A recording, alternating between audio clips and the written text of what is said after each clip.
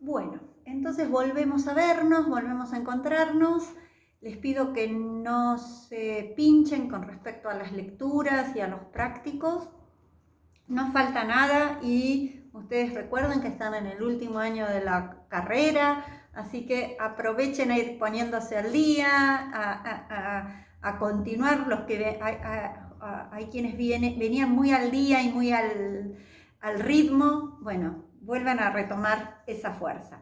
El texto que vamos a leer hoy es un texto de Walter Benjamin, es un ensayo, lo vamos a leer completo, así en alguna oportunidad tenemos el momento para leer un texto desde el inicio hasta el final, ver el tipo de escritura de lo que llamamos un ensayo, ver las afirmaciones que va haciendo el autor y cómo el autor sobre esas afirmaciones, sobre esas hipótesis, ¿se acuerdan que decíamos que era una hipótesis? Era frente a ciertos problemas de investigación, que no son los problemas de la vida real, sino que son problemas que se plantean como problemas necesarios de investigación, se proponen respuestas. Y esas respuestas tienen que fundamentarse, tienen que investigarse en ciertas prácticas. Entonces, lo que hace Walter Benjamin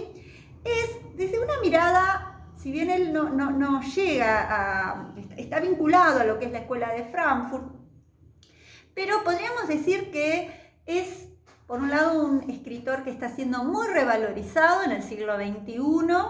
En los distintos textos viene planteándose una relectura de su obra, y esta es quizás la obra más clásica, ¿no? Aparte de ser un escritor exquisito, van a tener un cierto placer en su lectura.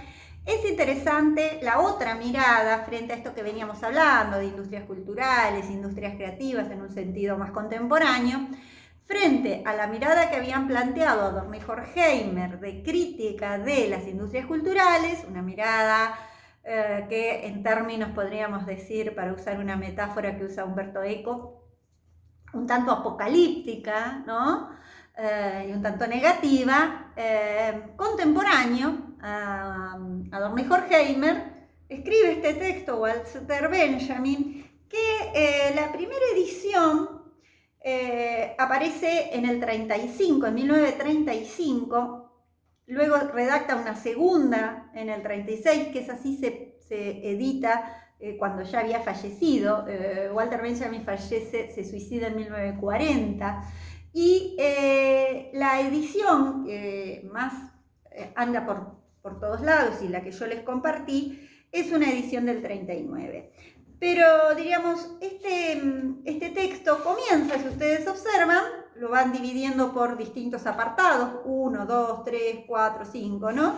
Y comienza con una afirmación que quizás es una de las afirmaciones más fuertes, que tienen que ver con la historia de cómo se reproduce la imagen, ¿no? Es decir, cómo la imagen está vinculada a la reproductibilidad técnica desde los grabados, ¿no? Si recuerdan la escuela, uno de los talleres que están sobre el margen derecho del pasillo, y el último es el taller de grabado con las prensas y demás, y ustedes que han tenido oportunidad de cursar el FOBA, los distintos talleres, han experimentado de qué se trata el grabado. Bueno, en el grabado lo que permitía esta reproducción, producir distintas imágenes sobre un primer boceto, un primer modelo, que era lo que aparecía en esa matriz, ¿se acuerdan? Bien, pero de ahí a la posibilidad que generó la reproductibilidad no solo de la imprenta,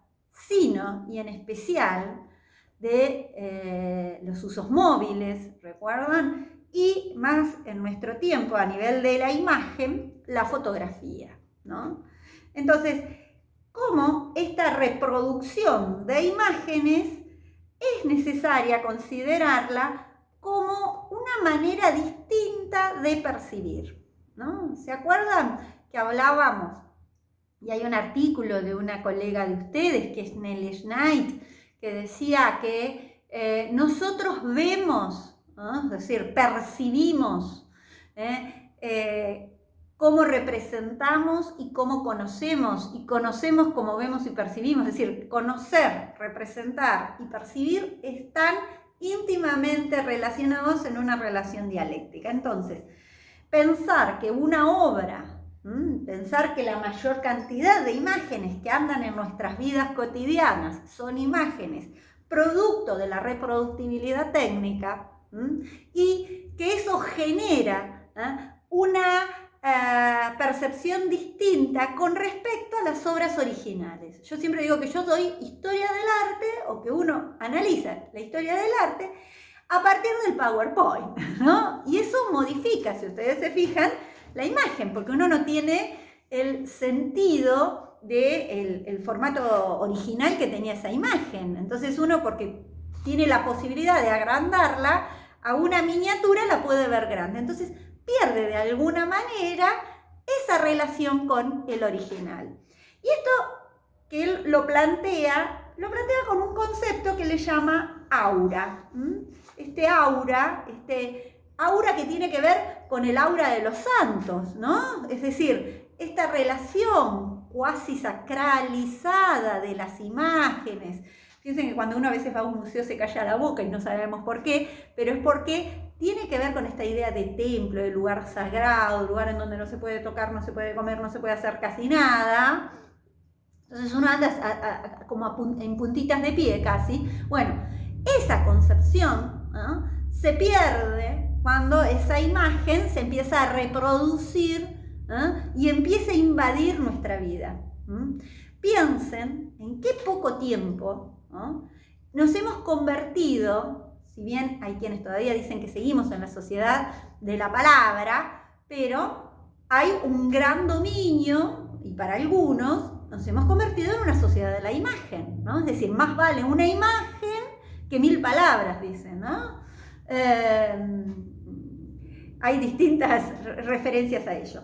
Entonces, este texto viene a polemizar, podríamos decir, si bien no se polemiza porque este es anterior al texto que ustedes leyeron de Industrias Culturales de Adorno y Horkheimer, pero sí podríamos ubicarlos en un juego que les propongo como para pensar desde otra mirada, y siendo la mirada que retomábamos en las industrias creativas, con respecto a esta posibilidad que me da la reproductibilidad de imágenes.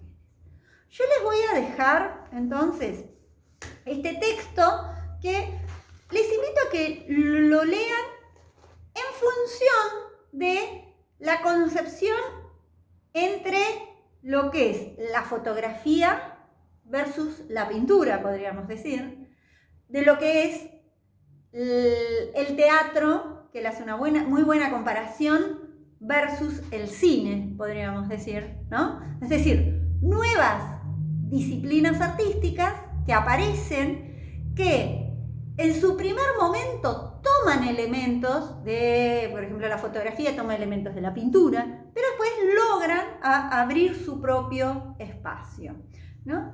Y ustedes van a decir, ¿y eso qué tiene que ver con el diseño? Bueno, si hay algo en lo que tiene que ver con los orígenes del diseño, es con como ustedes se ubican muy claramente, con fines del siglo XIX, con esta revolución industrial y con esta posibilidad de producción en serie.